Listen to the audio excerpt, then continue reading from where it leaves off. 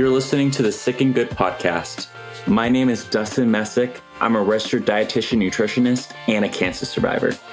My name is Colin Goodwin. I'm a clinical psychologist and a cancer survivor. We're promoting wellness by having discussions on screening, treatment, and recovery throughout the cancer journey. To find a balance between sick and good.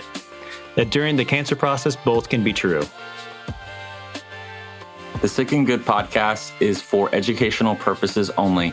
The podcast is not intended to be a substitute for professional medical advice, diagnosis, or treatment.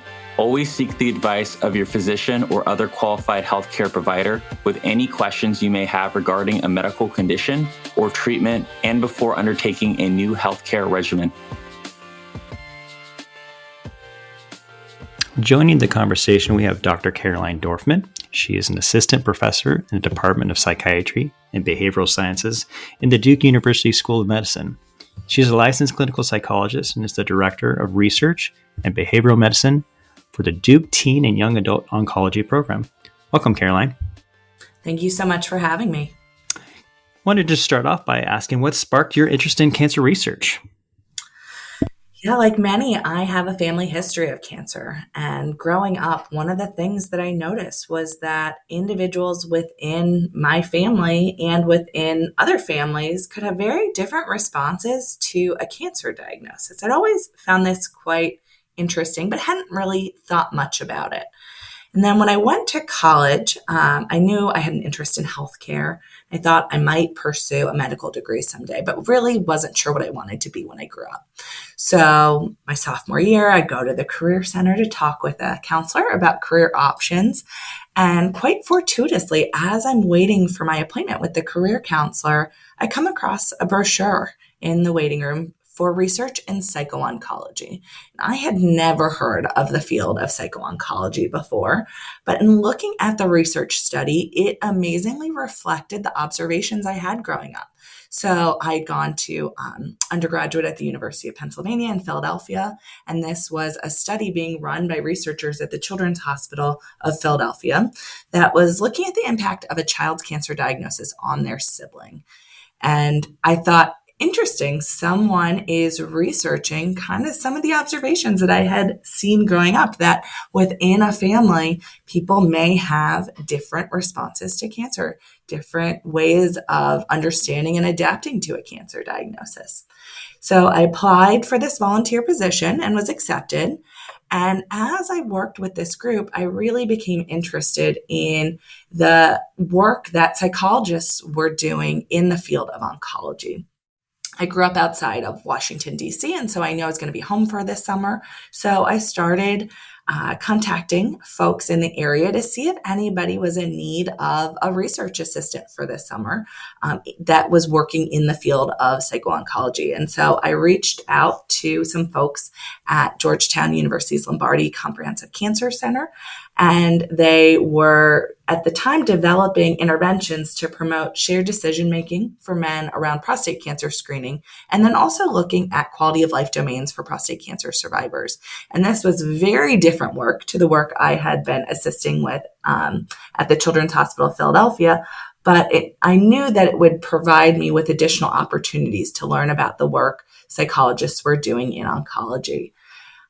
As I worked with this group, first as an intern and then as a research assistant, I began to really hone my interest in psycho-oncology, and I knew that I wanted to pursue graduate training in clinical psychology. I also knew that I wanted to look for programs that had faculty mentors who were conducting psycho-oncology research, and this led me to pursue my degree in clinical psychology from The Ohio State University under the wonderful mentorship of Dr. Barbara Anderson, who was doing at the time some work developing psychosocial interventions for breast cancer survivors and survivors of gynecologic cancers. And I was very fortunate to be able to assist her with this work. So, Dr. Dorfman, you've studied pain, fatigue, and distress in the AYA population. Can you tell us about your findings? Yes, definitely. So once I finished my training at The Ohio State University, I then matched at Duke University for my clinical psychology internship. And this is a really clinically intensive year. And during the course of my clinical work, I began to learn more about the impact of symptoms on the lives of cancer patients, the symptoms that they were experiencing during treatment, as well as the persistent symptoms that they were experiencing after they completed their cancer treatment, symptoms like pain, fatigue, and distress. And as I was doing this clinical work, I also began to notice the differences in the experiences with pain, fatigue, and distress for our younger cancer patients, our adolescents or young adults, those that were diagnosed between the ages of 15 and 39. And when we think about our adolescents and young adults, they're really diagnosed during critical developmental periods where the presence of symptoms like pain, fatigue, and distress can be incredibly impactful. So this is a time when AYAs are working to achieve really complex age-related goals, things like finishing their education or building their careers, or establishing and fostering peer and romantic relationships, or building their families. And one of the things that we were seeing anecdotally, and one of the things that we were seeing in prior research, was the way in which pain, fatigue, and emotional distress can get in the way of AYAs achieving these important life goals. In diving deeper into the literature around this, one of the things that we found was that even though AYAs rate symptom management as being a critical and significant issue in their transition to survivorship, their needs had largely gone unmet. And one of the things that we also found was that AYAs lacked confidence in managing physical and emotional symptoms, both in our own research as well as in the larger literature. And lacking confidence in managing these symptoms really impacted their ability to cope with their symptoms. And prior studies suggest that AYAs even have more difficulty coping with symptoms than older or younger survivors, in part due to the significant interference these symptoms can have on important life areas. So both kind of the clinical work I was doing plus the prior literature led us to want to develop a behavioral intervention for young adult survivors to help them gain skills to address their symptom management needs in the service of helping them to increase their self-efficacy for managing symptoms and being able to better engage with important areas of life. So I was quite fortunate to receive a Career Development Award from the National Cancer Institute under the mentorship of Drs. Kevin Effinger and Rebecca Shelby here at Duke to fund our ability to develop and then do a preliminary evaluation of a symptom management intervention for AYAs. As a formative first step, we had seen in prior literature and we had seen kind of anecdotally in our clinical work the impact of symptoms on our patients, but we really wanted as a formative step to understand pain, fatigue, and emotional distress in our own patients. So what we did was we interviewed young adult cancer survivors and their oncology providers to confirm that pain, fatigue, and emotional distress were in fact significant problems. And for example, one of the findings that we had was we had asked our participants to rank order different concerns that they might have post-treatment. And we found that pain, fatigue, or emotional distress were ranked as the primary or secondary concern by approximately 91% of our survivors and 81% of their providers. We also found that our survivors who had greater symptom burden, so more symptoms related to emotional distress, greater levels of pain, greater levels of fatigue. These survivors had lower self-efficacy for managing their symptoms. When we looked at the qualitative data, when we looked at their responses during the interviews, it really spoke to the level of interference that these symptoms had for our patients. These symptoms served as reminders of their cancer, which contributed to the persistence of negative emotions and low mood. Survivors also acknowledged a sense of grief and loss around the impact that these symptoms had on their ability to achieve goals important to their life.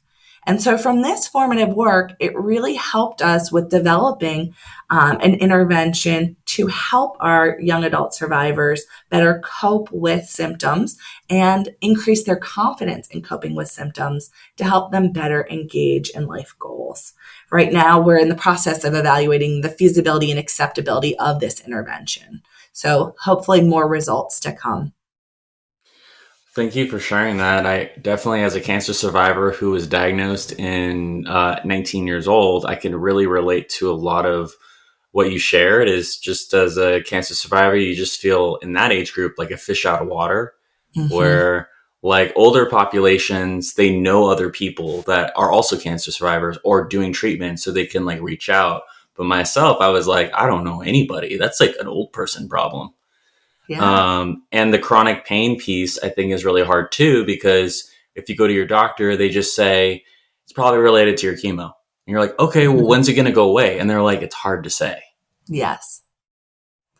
Yes, I appreciate your comments on that, and that actually led us for this symptom management intervention to have it be group based. So we each of the sessions associated with this intervention are conducted over Zoom and with other young adult cancer survivors participating together. One of the things that we really wanted to do was to make sure that we provided an opportunity for our young adult survivors to meet other young adults, and then also to provide the opportunity to really normalize their symptom experience. So exactly like you were describing, many of these folks have never met another young adult cancer survivor. And so they don't know that it might be, though impactful, normal to experience symptoms post-treatment. And so it gives them additional perspective around their own experience. And it also gives them the opportunity to talk with somebody who gets how impactful these symptoms can be.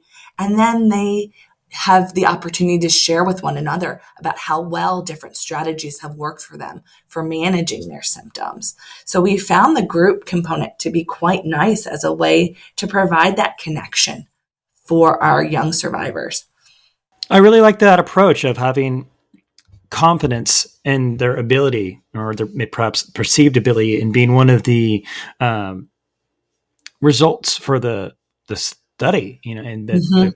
the focus is on really achieving that self-efficacy and coping strategies. Yes, definitely. I think one of the challenges that we have is that, we, with our intervention, may not necessarily be addressing the physiological change that has led to the symptom. And there may be ways to cope with the symptom so that we can reduce its level of interference in our patients' everyday lives, so that they may still be able to engage in the things that are important to them while having a symptom, while having if even in the midst of pain or fatigue, or they may be able to shift their behaviors in a way to kind of address their symptom in the moment so that it may not necessarily be as impactful moving forward. Well, I understand another area of research that you focused on is sexual reproductive health. Can you speak to maybe some barriers, whatever you want to say, right, to onco-fertility? Yeah. So, because I focus on this adolescent and young adult population, I think about all the important life areas that may be impacted by their cancer, and patients' sexual functioning and their ability to have biological children in the future, if that is something that is important to them, are two really crucial domains that don't get as much attention in the oncology field. And so when we think about what's important to young people, having a fulfilling sex life is important to them, and also building a family is important to them. And so one of the things that we have been working to address kind of in our larger teen and young adult oncology program is any gap areas that may be important to our patients, but may not necessarily be at the forefront of their minds in the moment, or the minds of their teams, or may not necessarily be a main focus of their cancer treatments. And so one of the things that we have seen in terms of barriers to onco-fertility care for our young patients. There are many barriers that come up, but some of the ones that we hear from patients are things like not feeling like they have enough time to preserve gametes prior to starting their cancer treatments. One of the things that's been amazing with advances in technology is that it's actually decreased the amount of time needed for female patients to preserve eggs. So now it's around 2 weeks needed for females, but not all patients have 2 weeks to go through this process.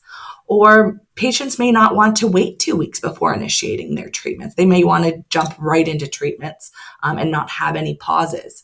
Other barriers that exist may include things like lack of knowledge about fertility preservation or not knowing how to get connected to fertility preservation services.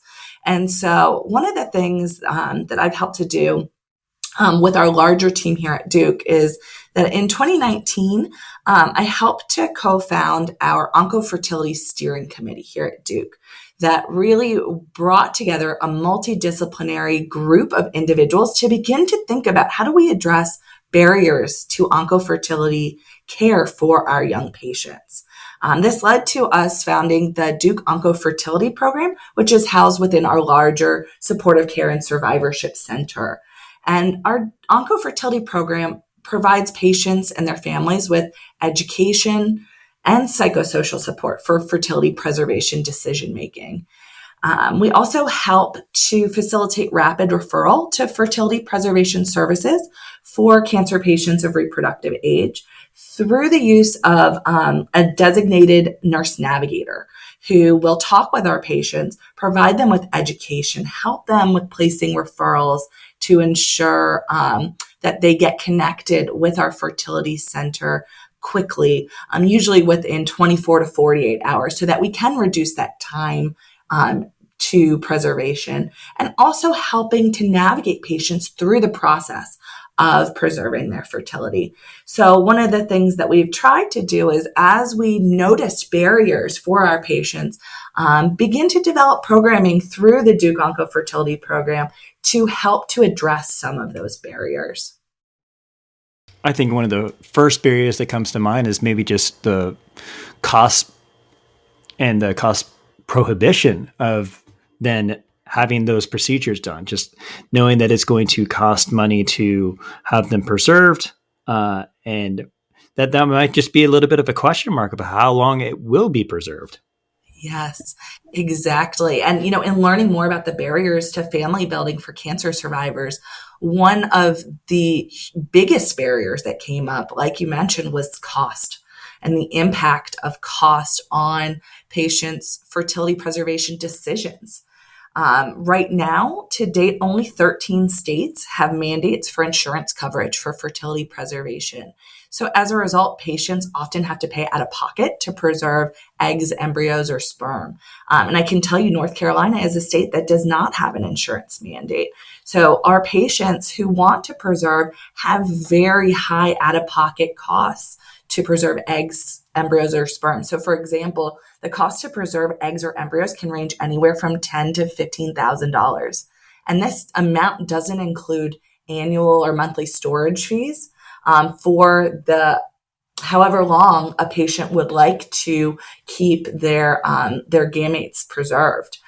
And it also doesn't include the cost to use their preserved gametes in the future through methods like in vitro fertilization or having a gestational carrier.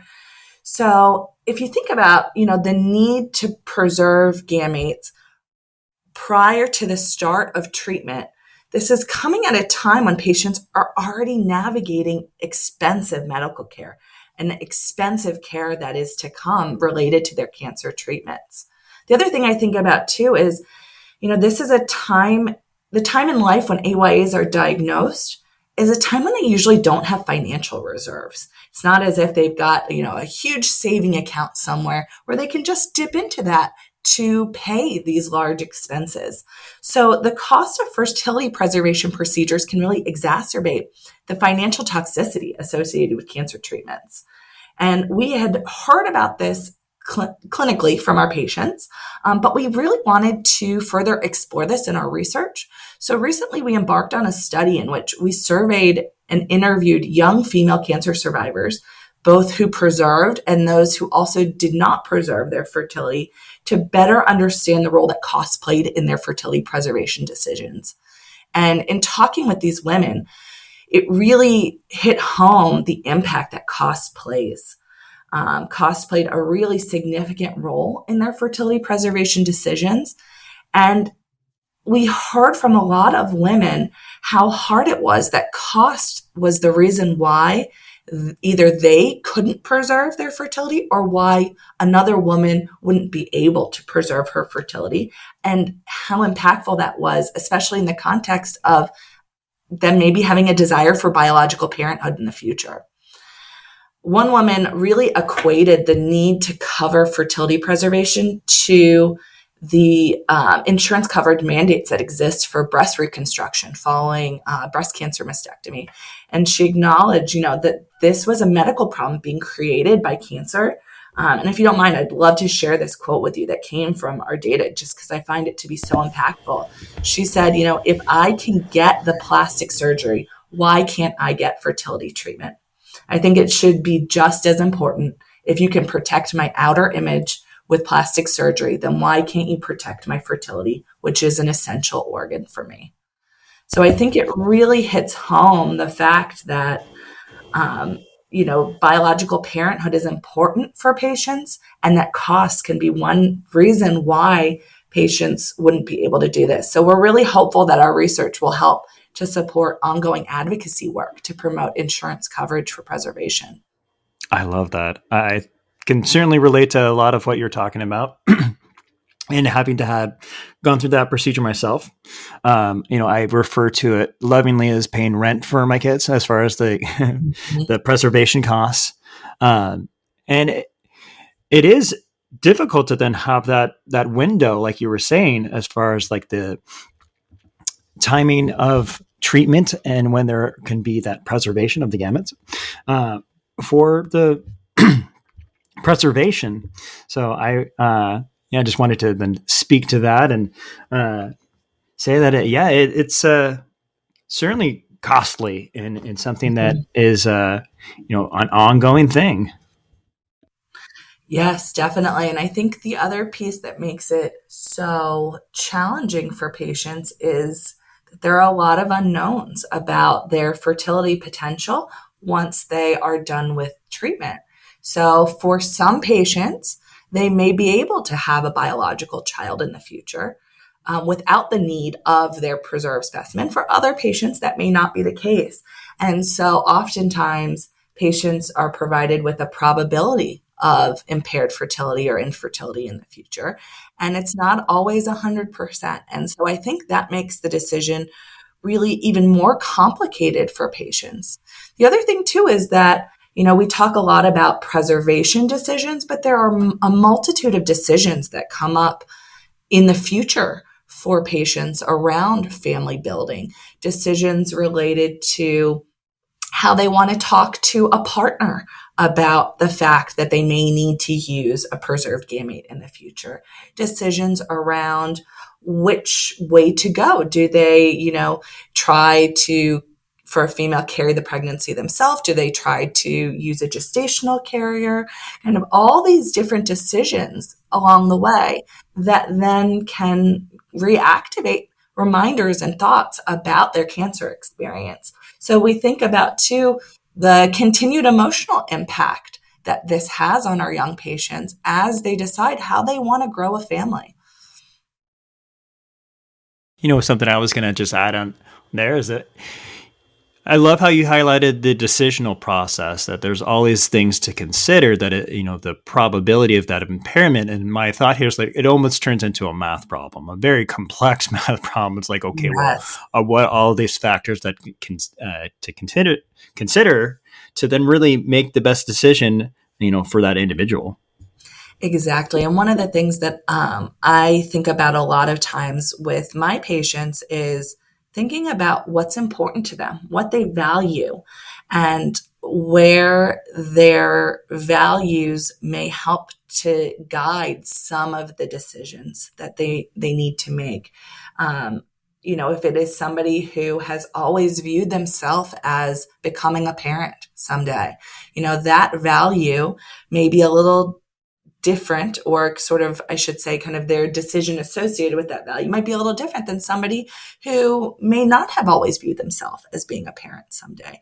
And so I think about, needing to have a lot of discussions with patients around what it is that's important to them and how they can begin to make these decisions in a way that's consistent with their values. The biggest challenge, though, then comes up is, if somebody has a goal to become a parent that is part of their value system, and then the cost is prohibitive, what then does that do to a patient? What is the emotional implication that has for them? And that's one area that we are continuing to explore in our research is, how does this impact patients emotionally long-term as they might need to make a decision that is based on cost rather than their goals or values? I can totally agree with that. I was just thinking what you just said, just like, how does that add to like the overall distress of this individual who now has a barrier to their life dream to be a mother or a father? Exactly. And I think that is one of the areas that has been less explored in the research, in the literature. And this is one area where I'm very cognizant, even within our own within our own onco-fertility program, that we are continuing to have these discussions with patients. If we help them to preserve, and then someday they will go to use their specimens and they can't afford it, well, what is that going to do to them emotionally? If we have a patient who really wants to preserve and can't preserve because of cost, what is that doing to that patient emotionally? And so making sure that they're aware of all of their options along the way. And then one of the things that we are incredibly fortunate to have here at Duke is, with our patient navigator, she can help our patients to know what resources might exist to help mitigate costs, whether there are grants a patient can apply for, or any philanthropic support that a patient might be able to apply for. We're very, very fortunate to have received some funds from the I'm Not Done Yet Foundation to help us mitigate the cost of fertility preservation for some of our patients through the philanthropic donations and partnership that they've played with our onco-fertility program. And I recognize that not every institution has this type of resource. And so I think about kind of more broadly the impact that costs may have on, there are only 13 states right now that have mandated insurance coverage. So the remaining states that don't have insurance coverage mandates, those states may be needing additional, may need to have programs that have resources to help their patients as well. Absolutely. I think one that comes to mind is maybe like the Surviving and Moving Forward fund.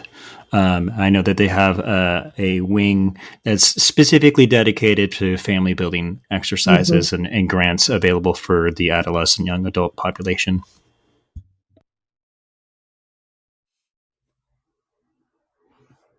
Yeah, that would be great, Colin.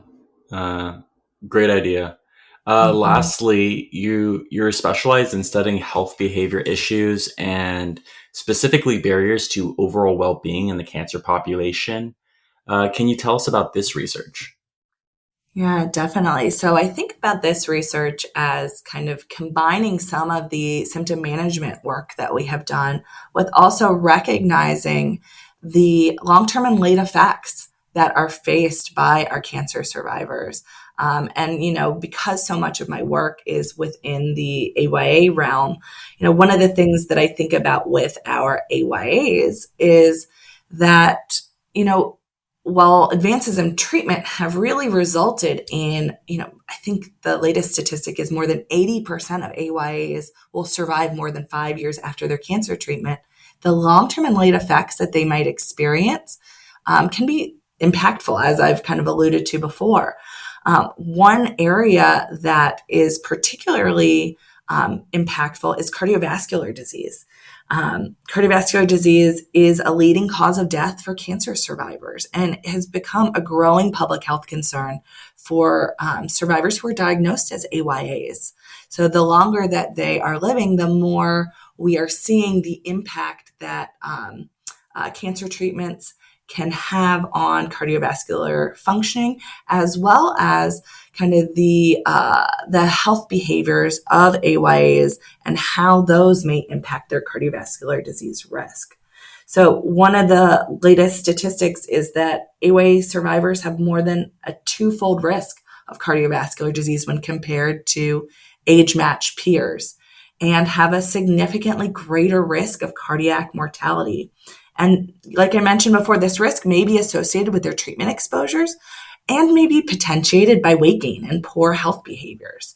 So when I talk about, poor health behaviors, these are things like healthy eating and physical activity. We know that these are key behaviors for weight management, but they're also behaviors that are important for cardiovascular disease risk. This AYA period is a time where most AYAs are beginning to establish lifelong health behaviors. And so if you think about someone being diagnosed with cancer during this time period, they may not be able to engage in physical activity in the same way that their peers might. They may not be, their diet may be a little bit different than their peers due to kind of nausea they might be experiencing from their cancer treatments, due to different foods that they may be told they should or should not be eating during treatment. And because of this, one of the things that we see is few AYAs actually adhere to recommended guidelines for healthy eating or activity. And they oftentimes struggle to manage diet and improve nutrition and increase activity after cancer treatments. So one of the things that we also see from our general work with cancer survivors, as well as with our AYA survivors, is that their efforts to engage in positive health behaviors, like adhering to exercise and nutrition recommendations, can really be impacted and challenged by the persistent cancer-related symptoms that they may be experiencing, the things like the pain, the fatigue, the emotional distress that I was describing earlier. This has really led us to begin to adapt one of our prior interventions, which combines healthy lifestyle behavior change strategies with behavioral symptom management strategies, to help us begin to develop a program for our AYAs to allow them to better manage their symptoms in the service of helping them to engage with healthy lifestyle behaviors, like increasing their physical activity and shifting their dietary patterns. So this is an area that we're excited to be moving forward on, and an area that we are really working to try to improve among our AYAs. Yeah, as a AYA cancer survivor myself, I could definitely really relate to, you're fatigued, you have pain, you have distress, you're a fish out of water, and then it's like hard to continue what you used to do, and then time passes. Then it's been 5 years, maybe it's been 10 years, and you're not eating the best. You're not exercising as much because you can't, and then these are your habits now. You have like counter healthy behaviors or habits, which is the opposite of what you want. So it's like this vicious cycle that's feeding itself. Exactly, and that's one of the challenges that we found with cancer survivors more broadly, is that there are habits and patterns that develop when someone is going through treatment that are hard to shake after treatment. And so that's where our programming comes in, to begin to think about, well, what are some actionable things that people can do? And that's sort of where the behavioral piece of our interventions come in, is what can folks do to begin to shift their patterns, to shift their behaviors. And the other thing too is that we recognize that what works for one population may not necessarily be the same strategies that another population may be interested in. So, one of the things that we are very cognizant of doing within our larger teen and young adult oncology program and within our research is really try to think about what our patients need, how we can fill gaps, and use information directly provided by our patients to help us to do this. I don't ever want to pretend as a researcher that I know what the experiences of my patients are without having heard directly from them. And so with all of our interventions that we develop, we talk to our patients. We really get a good understanding of what their experience has been so that we can begin to tailor our programming for those populations.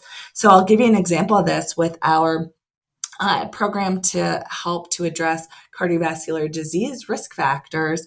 One of the things in talking with young patients that we began to understand is, our younger patients want more of a focus on body positivity and promoting a positive body image, while also connecting with health-related goals. Whereas with some of our older patients who might be more focused on weight loss, we are wanting to make sure that this program also focuses on helping to promote a positive body image.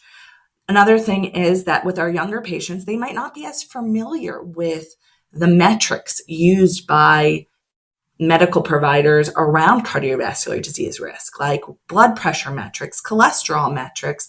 They may not know what hemoglobin A1C is, or how these factors, this and weight and BMI, might all interact to kind of provide information about cardiovascular disease risk. And so, this program will also provide education and a focus on metrics rather than necessarily saying you need to get to this BMI or this weight, but how do all of these numbers work together to help to contribute to your risk?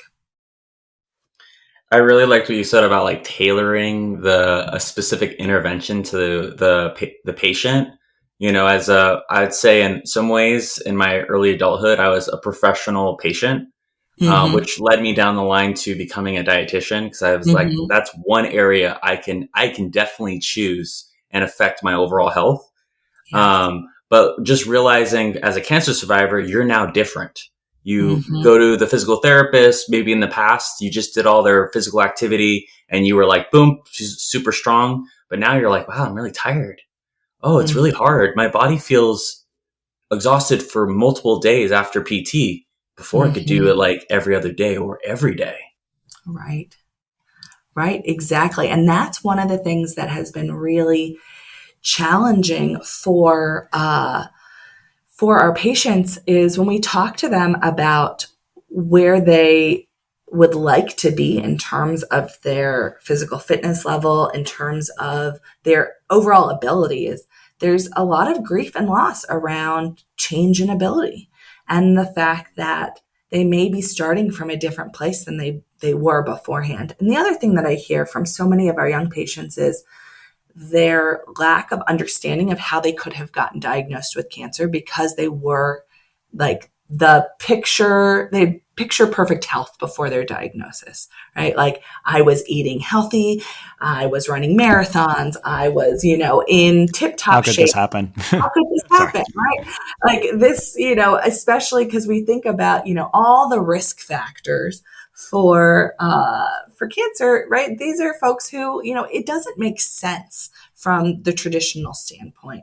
And so that's another thing that we talk to our patients about is, well, how do you get back to where you were? How do you move forward with your activity in a way that might need to be at a different pace or doing things in a slightly different way to help you get closer to where you were? And I think that can be really frustrating for patients. Absolutely. Well, Caroline, I wanted to just thank you so much for kind of highlighting some of those decisions that have been made as far as from a systemic and from a program perspective on patient-driven interventions. I really liked hearing about the distinction for the adolescent young adults to then really want to focus on body positivity rather than that weight loss, and having that be a specific goal and intervention cater to that goal at Duke University. A lot of pause there just to say Duke University, right?